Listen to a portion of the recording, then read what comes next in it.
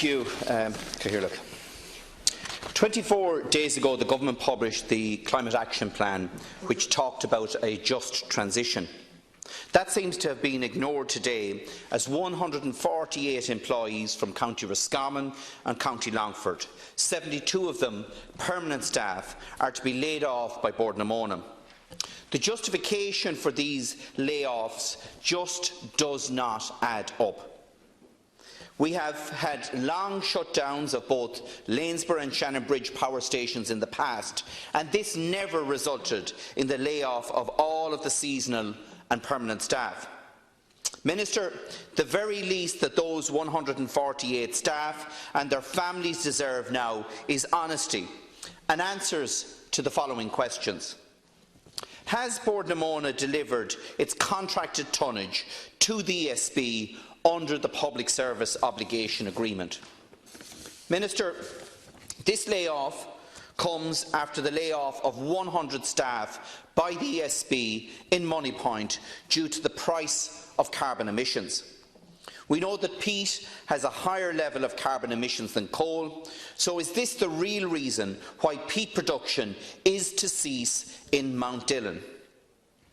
Minister, what is the opening stock of saleable peat on the Mount Dillon box at the start of this season? And what is that figure today? And why is production ceasing when only 62% of the harvest target has been achieved to date? Minister, the justification that is being given for the closure of this plant is the fact that the EPA have changed their regulation in relation to licensing. That change took place in 2013. It took the ESB 5 years to set out alternative options and 5 years to look for an alteration to that licence. That excuse doesn't stand up, and the employees deserve answers to the questions I have just raised. Well, I'd like to thank the deputies for raising this, and I can understand the concern locally. It is an appalling shock for workers to receive the notice that they have been put on protective notice as a result of decisions that have been made. As the deputies know, last month the ESB shut down Lanesboro Power Generating Station to carry out planned maintenance. The generation station was due to return to service last weekend, but the decision was taken on Friday the 5th of July to defer this for up to a 3-month period in order to address environmental and legal issues. As a result, Lanesboro Power Station does not require peat supplies from Bord na Móna.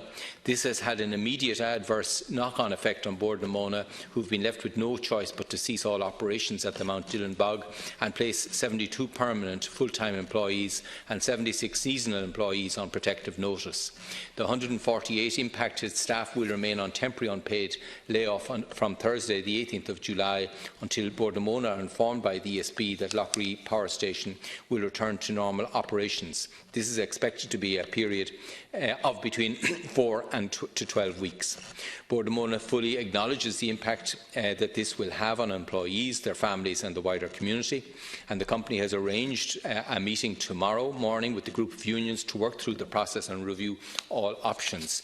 Some of those questions that the deputy raises in relation to stocks, I'm sure will be answered at that meeting.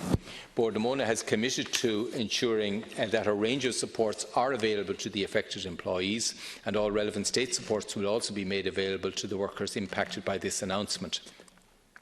The situation has arisen due to an issue with the Integrated Pollution Control licence issued to Lanesboro Power. In 2018, the ESB applied to the EPA for a licence review for the station. A key facet of this application relates to amending the conditions imposed by the EPA in 2013 on the cooling water discharged by the station. The ESB sought this amendment as monitoring of the river profile has shown that the station cannot comply with the new condition during the summer months when river levels are lower.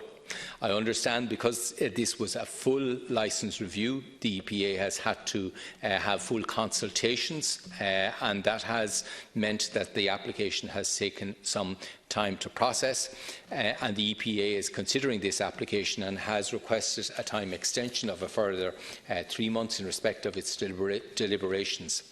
I understand that last year, on foot of emissions in the 2018 summer, legal proceedings have also issued against the ESB in relation to the operation of the plant. It is in this context that the ESB has made the decision to keep Lanesboro Power Station shut down to avoid leaving the company open to the risk of further prosecutions regarding the operation of this plant. As both ESB obviously have their responsibilities, and I am nonetheless closely monitoring this situation. From the point of view of the EPA, they are of course an independent body who must make their decisions based on the processes set out in law.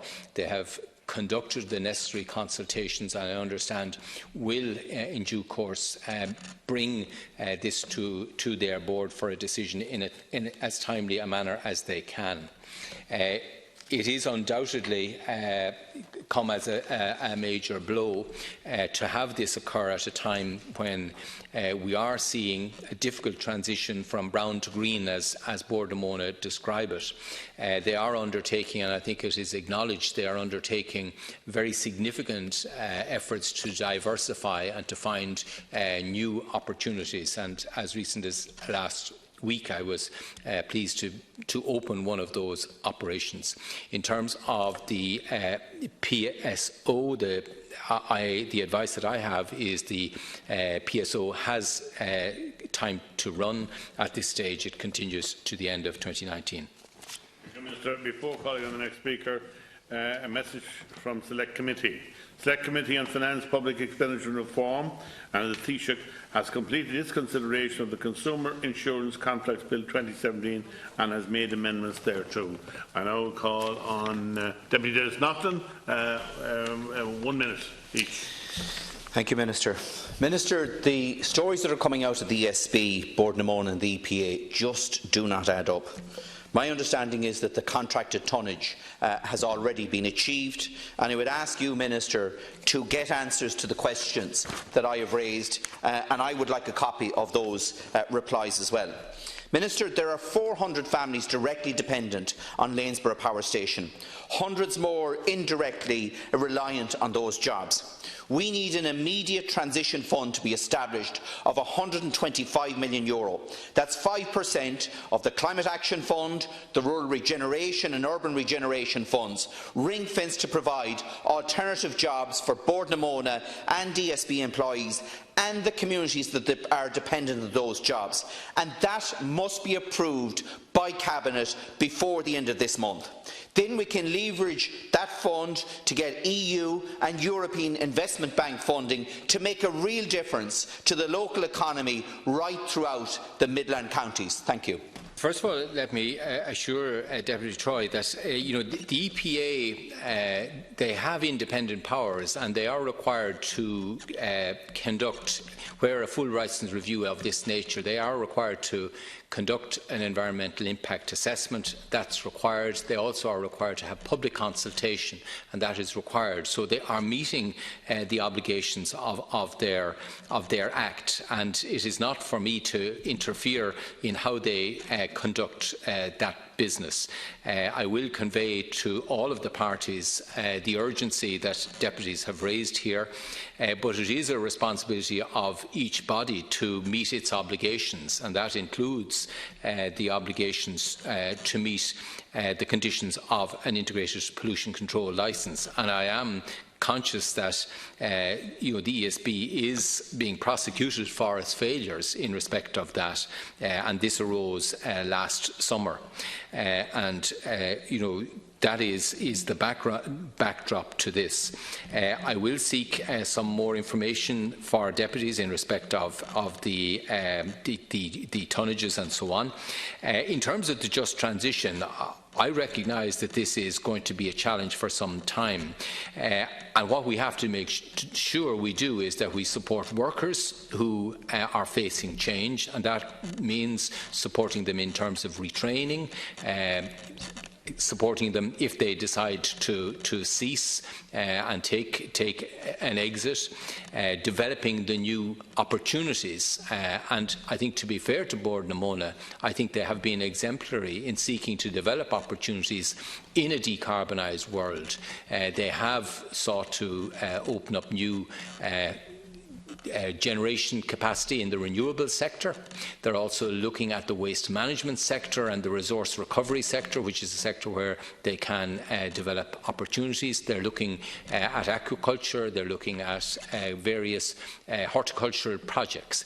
And there is absolutely clear that the regional enterprise strategies are also targeting support to these very opportunities, because they recognise the need to develop those opportunities, and there will be support from funds, both the urban, the rural, the regional enterprise funds, and indeed the Climate Action Fund, in response to proposals that come forward from regions who have been adversely affected, to support viable projects coming forward that will assist. And I think that is the correct way to proceed with this. And as you know, I have sought at EU level to have peace included in the same category as coal, where the EU has set up technical support for regions who are seeking to transit out of coal and are impacted by that transition. So I am proceeding on all of those fronts to develop effective policies to support workers affected by the impact of change that is coming. I can assure you that there is no sinister agenda on my part. We have to make changes, which deputies have recognised, but we are seeking to do that in an orderly way and to support people where they are particularly exposed to the impact of the changes that are coming. Thank you, Minister.